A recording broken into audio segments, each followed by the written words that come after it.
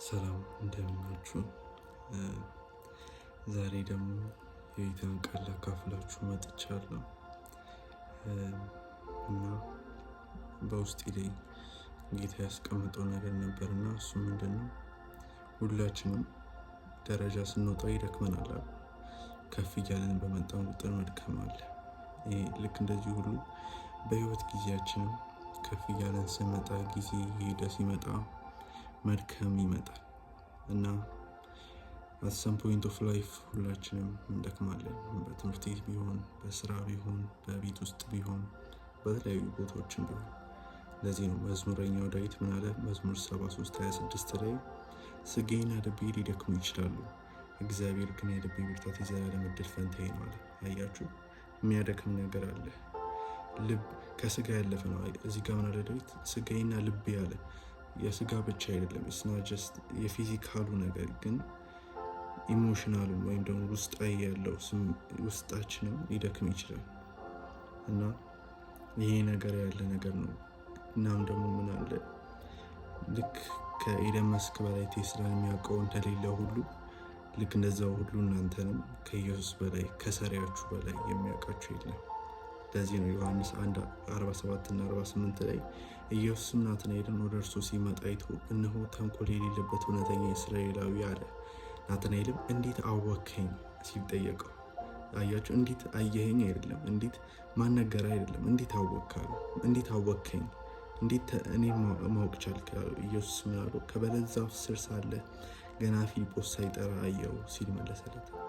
ለማናችሁ እንደሆነ ስፔሲፊካሊ አላውቅም፣ ግን አንድ ነገር እነግራችኋለሁ። ኢየሱስ ያያችኋል፣ ኢየሱስ ይመለከታችኋል እና መጽሐፍ ቅዱስም እንደሚናገረው ዓይንን ያየ አያይምን፣ ጆሮን የሰራ አይሰማምን ይላል።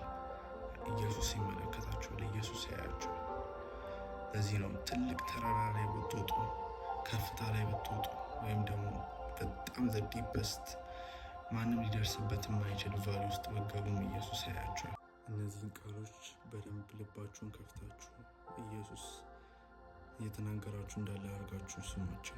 መዝሙር 139 ቁጥር 4 እና 7-12 እንደዚህ ነው። ቁጥር 4 ላይ እግዚአብሔር ሆይ ገና ቃል ከአንደበቴ ሳይወጣ እነሆ አንተ ሁሉን ታውቃለህ። ቁጥር 7 ላይ ከመንፈስህ ወዴት እሄዳለሁ? ከፊትህስ ወዴት እሸሻለሁ? ወደ ሰማይ በወጣ አንተ በዚያ አለ፣ መኝታዬንም በሲኦል ባደርግ በዚያ ትገኛለህ። በንጋት ክንፍ ተነስቼ ብበር እስከ ባህሩ ዳርቻ መጨረሻ ብሄድ በዚያም ቢሆን እጅ ትመራኛለች፣ ቀኝ እጅ አጥብቃ ትይዘኛለች። እኔም በጨለማው በእርግጥ ይሰውረኛል፣ በዙሪያዬ ያለውም ብርሃን ሌሊት ይሆናል ብል። ቁጥር 12 ላይ ጨለማም የአንተን ዓይን አይዝም፣ ሌሊቱም እንደ ቀን ያበራል፣ ጨለማም ብርሃን ለአንተ አንድ ናቸውና ይላል። አያችሁ፣ ኢየሱስን የሚከልለው ነገር የለም። ትልቅ ይሁን ችግሩ፣ ትንሽ ይሁን ችግሩ አይከልለውም። ኢየሱስን የምታልፉበት ሲቹዌሽን ከባድ ይሁን አይሆን ኢየሱስን አይከልለውም። እሱን ሊከልለው አይችልም። እሱን ሊደብቀው ከእናንተ ልትደበቁበት አትችሉም። ኢየሱስ የሆነ ሊያጣችሁ አይችልም። ጠፋብኝ ይሄ ልጅ ጠፋችብኝ እኮ እንትን አይልም። ሁሌ እንደ አይኖቹ ብሌን ያያችኋል። ሁሌ ይጠነቀቅላችኋል። ሁሌ ያያችኋል። አያችሁ፣ ኬር የምታረጉበትን ነገር፣ ስትረስ የምታረጉበትን ነገር፣ የምትጨናነቁበትን ነገር፣ የምታስቡበትን ነገር፣ አላስተኛ የሚላችሁን ነገር፣ የሚያስጨንቃችሁን ነገር፣ ያ ኃጢአታችሁን መስቀል ላይ ለተሸከሙ መስጠት ይሻላል። ለምን? ቀላል ፕራይስ አይደለም የከፈለው፣ ቀላል ዋጋ አይደለም የከፈለው፣ ነገር ግን ዘላለማዊ ዋጋ ነው የከፈለው። አያችሁ፣ ስለ ዘላለማችሁ ይህን ያህል ካሰበ እንዴት ነው በዚህ ምድር ላይ ላላችሁ ህይወትን የማያስበው? ይጠነቀቅላችኋል፣ ያስብላችኋል፣ ያያችኋል። ኢየሱስ ማቴዎስ 6:26 ላይ እንደዚህ ነው፣ እስኪ የሰማይ ወፎችን ተመልከቱ፣ አይዘሩም፣ አያጭዱም፣ በጎተራም አያከማቹም፣ ይሁን እንጂ የሰማይ አባታችሁ ይመግባችኋል። እናንተ ከነርሱ እጅግ አትበልጡምን? ቁጥር 27 ላይ ለመሆኑ ከእናንተ መካከል ተጨንቆ በዕድሜው ላይ አንድ ሰዓት መጨመር የሚችል ማን ነው ይላል። አያችሁ፣ እናንተ ጌታ ከሚያስብላችሁ በላይ ማሰባችሁ ነው። ስለ እናንተ ያስባል። ስለ እናንተ ግድ ይለዋል። ስለ እናንተ ይጨነቃል። ስለ እናንተ ሁሌ ነው የሚያስበው ኢየሱስ። ለዚህ ነው ዛሬ ምነግራችሁ መዝሙር 55:22 ላይ ያለው ቃል እንደዚህ ይላል፣ የከበደህን ነገር በእግዚአብሔር ላይ ጣል፣ የከበደሽን ነገር በእግዚአብሔር ላይ ጣዩ፣ እርሱ ደግፎ ይይዛል፣ እርሱ ደግፎ ይይዝሻል። የጻድቁ መናወጥ ከቶ አይፈቅድምና። እናንተ እንድትናወጡ ኢየሱስ አይፈቅድም። ማዕበሉ ምንም ቢከፋ፣ ማዕበሉ ምንም ቢያስፈራ፣ ምንም ኃይለኛ ቢሆን፣ ምንም ቢያናውጥ ኢየሱስ ግን የእናንተ መናወጥ አይፈቅድም። እምቢ ነው የሚለው። ይነሳላችኋል ኢየሱስ። በማዕበል ውስጥ ተነስቶ ይመጣል ኢየሱስ። ይህንን ቃል ነበር ኢየሱስ የሰጠኝ። ማቴዎስ 11:28-30 እንደዚህ ይላል፣ እናንተ ሸክም የከበደባችሁና የደከማችሁ ሁሉ ወደ እኔ ኑ፣ እኔም እረፍትን እሰጣችኋለሁ። ቀንበሬን ተሸከሙ፣ ከእኔም ተማሩ፣ እኔ በልቤ የዋህና ትሑት ነኝና ለነፍሳችሁም እረፍትን ታገኛላችሁ። ቀንበሬ ልዝብ፣ ሸክሜም ቀላል ነውና ይላል ኢየሱስ። ዛሬ ጋብዛችኋል። ደክሟችኋል። ሸክም የሆነባችሁ ነገር አለ።